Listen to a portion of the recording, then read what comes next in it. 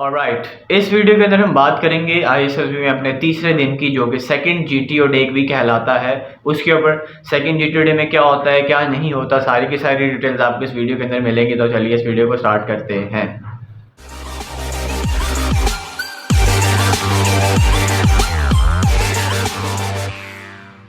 अस्सलाम वालेकुम, my name is Mohammad Issb, you are watching mentor 21। First of all आपका बहुत शुक्रिया कि आपने इस वीडियो को देखने के लिए वक्त निकाला। अगर अभी तक चैनल सब्सक्राइब नहीं किया, subscribe, bell icon, like and share and all that. So starting जो होती है इस दिन की, वो बिल्कुल पिछले दिनों की तरह होती है। पिछले दिनों की वीडियोस अगर नहीं देखी तो अभी जाके देखिए इस प्लेलिस्ट के अंदर, जिस प्लेलिस्ट की ये वीडियो है। PM 149 specially ISSB preparation playlist का नाम है। जिस दिन जो सेकंड GTO डे होता है, आप उठते हैं, नमाज अदा करते हैं, ब्रेकफास्ट करते हैं, उसके बाद आपको कहा जाता है कि आपने अगेन टेस्टिंग हॉल के अंदर जाना है। टेस्टिंग हॉल के अंदर आप जाकर बैठ जाएंगे। आपको इस दिन ये ख्याल रखना है कि आपको, बल्कि कहा भी जाता है कि आपने टेस्टिंग हॉल में जब आना है तो आपने अपनी PT किट, यानी कि जो आपकी निक्कर और जो आपकी वाइट कलर की बनियान है, वो पहन के आना है। और जब आप रूम के अंदर जाएंगे, टेस्टिंग हॉल के अंदर जाएंगे, तो आप चेस्ट नंबर अपना वेयर कर लेंगे। इस दिन का आगाज भी बिल्कुल कौमी तराने के साथ या नमाज अजान के साथ होता है। अजान के साथ नो, तिलावत कुरान पाक से होता है। और उसके बाद जो है सबसे पहला काम जो इस दिन किया जाता है टेस्टिंग हॉल के अंदर, उसमें आपको ब्रीफ किया जाता है।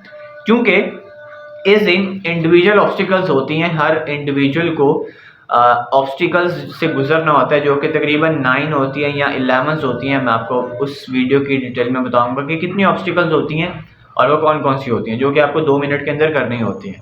आपको बताया जाता है कि ये वाली ऑब्स्टिकल आपने कैसे करनी है, इस ऑब्स्टिकल्स के कितने मार्क्स हैं, सही तरीका क्या है इस ऑब्स्टिकल्स को करने का, और आपको मुकम्मल ब्रीफ किया जाता है कि ऑब्स्टिकल्स का मतलब क्या है और इनकी जो इंपॉर्टेंस है वो किस तरह से है। ठीक है, आपको ब्रीफ किया जाता है, आपको परेशान होने की ज़रूरत नहीं है।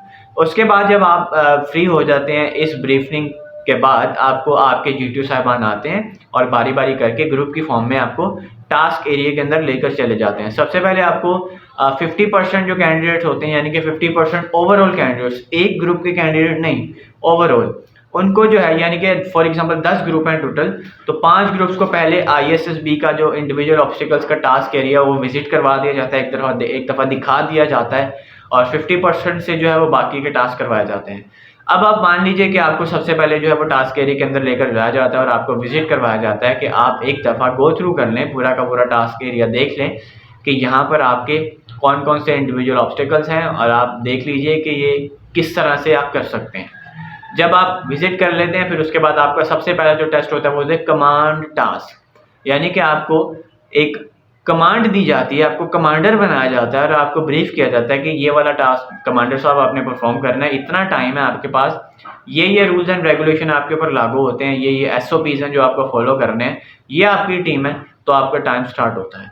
मीनवाइल इस काम के करते करते GTO कुछ सम टाइम कैंडिडेट्स का इंटरव्यू करता है, मुख्तसर सा इंटरव्यू होता है 1 से 2 मिनट का। उसके बाद जो है वो उसको ब्रीफ करता है। GTO जिस भी कैंडिडेट को चूज करता है, ऐसा नहीं है कि अगर 10 कैंडिडेट हैं एक ग्रुप के अंदर तो उनमें से कोई 1-2 ही कमांड टास्क करते हैं। 10 के 10 कैंडिडेट को बारी बारी मौका दिया जाता है अपनी कमांडरशिप पोटेंशियल को एक्सप्लोर करने का। मीनवाइल जब आप कमांडर बनते हैं तो GTO आपको बाकी ग्रुप से अलग लेकर चला जाता है और आपसे कुछ बातें करता है, कुछ आपको बताता है, कुछ शेयर करता है, कुछ इंटरव्यू टाइप चीज़ होती है आपके साथ, और आपको जो है वो ब्रीफ किया जाता है टास्क के बारे में। जब आपका ये काम सारा का सारा कंप्लीट हो जाता है, उसके बाद आप अपने ग्रुप को कॉल करते हैं, जो भी आपको बताया जाता है कि ये आपका ग्रुप है।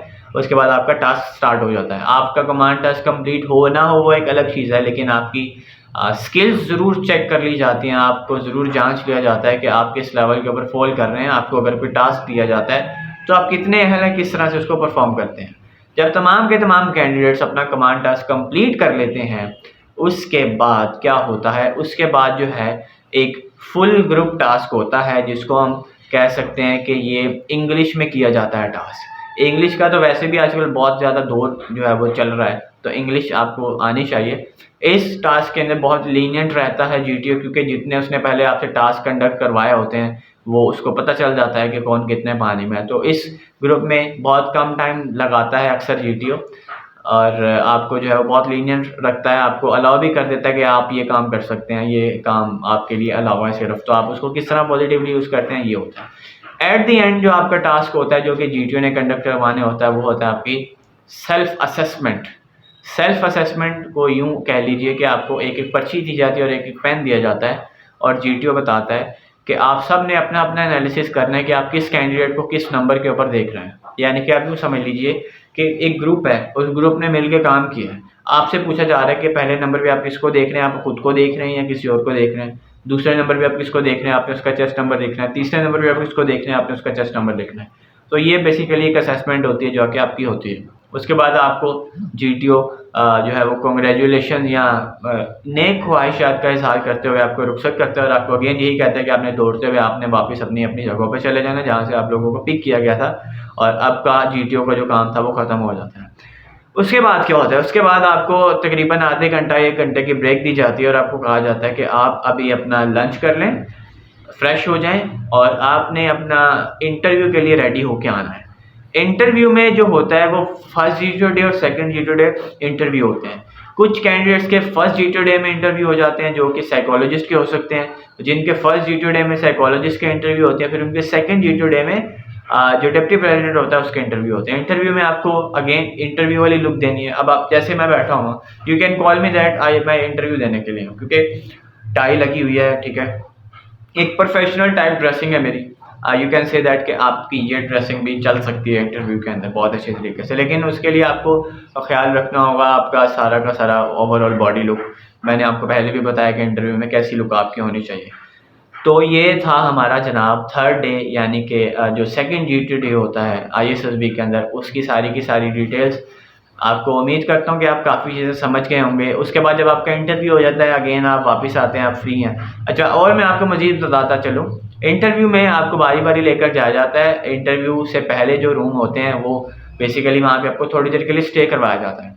उसके बाद जो है वो आपको कहा जाता है कि आप इस रूम के बाहर आके बैठ जाएं, जैसे ही लाइट ऑन ऑफ होगी आपने अंदर चले जाना है, और आपका जो इंटरव्यू जो है वो स्टार्ट हो जाएगा। तो ये छोटी छोटी चीज़ें होती हैं जो कि आपको वक्तन फ़क्तन मिलती रहेंगी। अभी तो स्टार्ट है, अभी तो पार्टी शुरू हुई है, आगे जाके बहुत मज़ा आने वाला है। See you in the next video. अपना बहुत सारा ख्याल रखिए। अल्लाह हाफिज़।